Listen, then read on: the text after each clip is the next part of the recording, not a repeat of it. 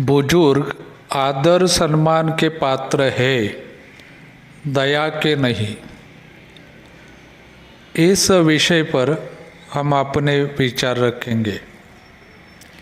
बुजुर्ग आदर सम्मान के पात्र है, दया के नहीं। देखो, बुजुर्ग जो है आज का, वह हमेशा बूढ़ा और असहाय नहीं था। पहले वह भी युवा था।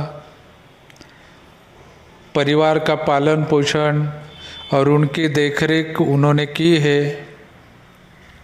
तरह तरह की समस्याओं का उसने सामना किया है। जीवन जीने का उसके पास अनुभव है। वृद्ध हो जाने पर किसी किसी परिवार में बुजुर्ग को किनारे कर दिया जाता है। बुजुर्ग की जो सलाह होती है, सुझाव होता है, इसको महत्व नहीं दिया जाता। इस तरह के व्यवहार से बुजुर्गों को अपने सम्मान पर ठेस लगती महसूस होती है। कई परिवार में तो बुजुर्गों के खाने पीने का भी ध्यान नहीं दिया जाता। घर के लोग अपने आप में मग्न रहते हैं। खाने पीने के लिए उनका मुंह ताकना पड़ता है। हमें ये नहीं भूलना चाहिए कि हम इन बुजुर्गों की संतान हैं, तो इनको सम्मान देना, उनकी देखरेख करना हमारा फर्ज है। बुजुर्गों की प्रसन्नता और उनके आशीर्वाद से ही परिवार फूलता फलता और खुशहाल रहता है।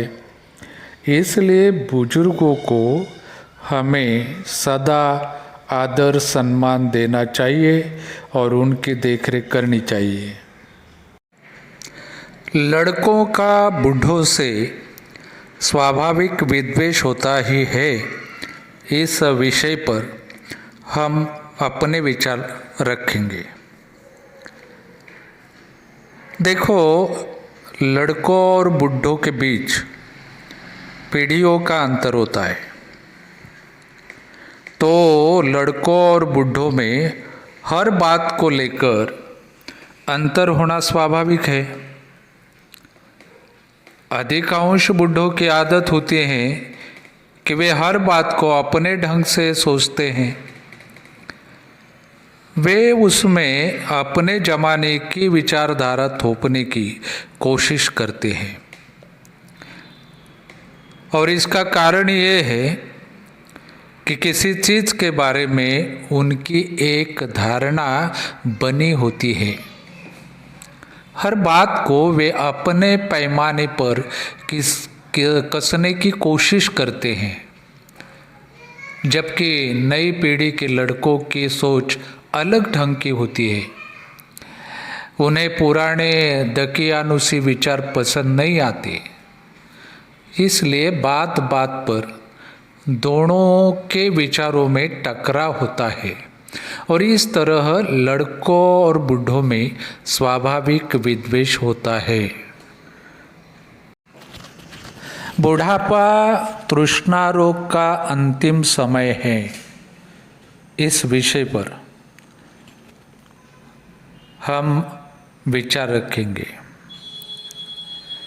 मनुष्य जीवन की 4 अवस्थाएं होती है: बचपन, किशोरावस्था, युवावस्था और बुढ़ापा।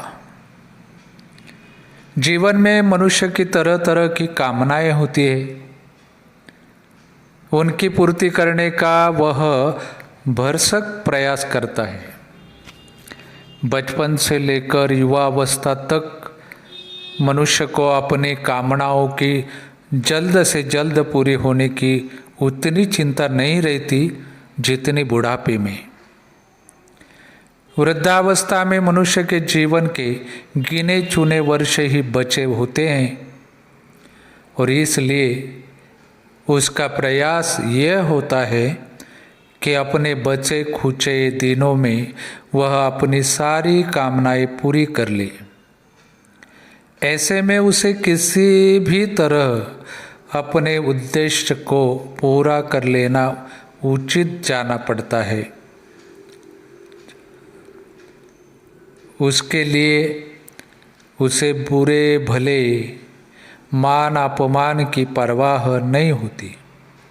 उसका लक्ष्य एन केन प्रकारेण अपनी इच्छा पूरी करना होता है और इस प्रकार बुढ़ापा तृष्णा रोग का अंतिम समय है। बुढ़ापा बहुधा बचपन का पुनरागमन होता है। इस विषय पर हम अपने विचार रखेंगे। कहते हैं बुढ़ापा बचपन का ही एक रूप है। वृद्धावस्था में मनुष्य की हरकतें बच्चों जैसी हो जाती है।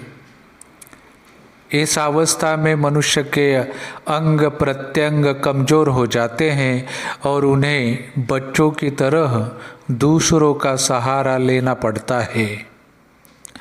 दिमाग कमजोर हो जाता है, दांत गिर जाते हैं और मनुष्य का मुंह बच्चों की तरह पोपला हो जाता है। इतना ही नहीं, बच्चों की तरह ही वृद्धों को भी मान अपमान की परवाह नहीं होती। जिस तरह लोग बच्चों की बातों पर ध्यान नहीं देते, उसी तरह वृद्धों की बातों पर भी कोई ध्यान नहीं देता। उनकी इच्छा अनिच्छा का भी कोई महत्व नहीं होता है। इस तरह वृद्धावस्था और बचपन की अधिकांश बातों में समानता होती है। इसलिए कहा जा सकता है कि बुढ़ापा बहुधा बचपन का पुनरागमन होता है।